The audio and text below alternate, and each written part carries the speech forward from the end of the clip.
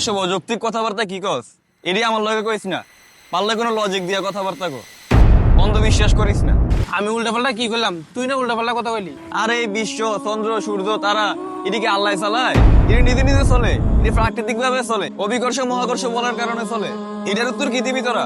এটার উত্তর দে। কালকে সকাল 10টায় আঙ্গমতির সামনে দেখা করিস। আমাকে ইমাম সাহেব আইব, সব প্রশ্নের উত্তর তোরা দিয়ে দিব। আচ্ছা তুই কোন ইমাম লয়াবি লই আইস? লজিক্যালি তো কথাবার্তা কস না, দেখমু কি প্রশ্নের উত্তর দে।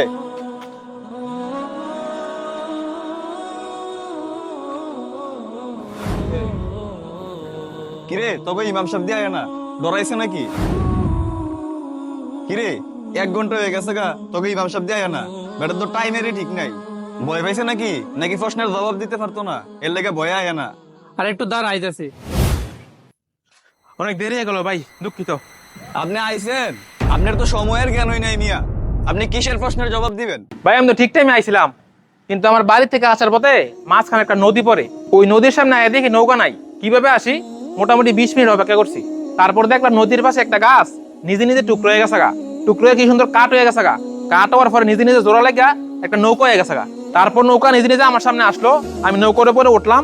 নৌকা নিজে নিজে চলে আমাকে এই পারে নিয়ে আসলো। এই যে গাছ থেকে নৌকা হইছে, এই যে প্রসেসিং, এই যে কাজগুলো হইতে একটু সময় লাগছে, এর লেগে আমার দেরি হইছে। এটা কিভাবে সম্ভব? আপনি কি পাগল হয়ে গেছেন গা? কেন পাগল হমু কেন? এটা তো একটা নর্মাল বিষয়। একটা গাছ থেকে নিজে নিজে নৌকা হইব, নৌকা হয়ে নদীর এই পার নিজে নিজে চলে আসবো, এটা কেমনে সম্ভব? এটা কোনো লজিক হইলো নাকি? হ, আমি তো এইটাই কইতাছি। যেখানে একটা গাছ নিজে নিজে নৌকা হইতে পারে না, সেই নৌকা আবার নিজে নিজে পার হইতে পারে না। আর সেইখানে এত বড় সৌরজগৎ, মহাবিশ্ব, পৃথিবী, সূর্য, চন্দ্র নিজে নিজে কিভাবে সৃষ্টি হতে পারে এবং নিজে নিজে কিভাবে পরিচালনা হচ্ছে? এভাবে তো কখনো ভেবে দেখিনি।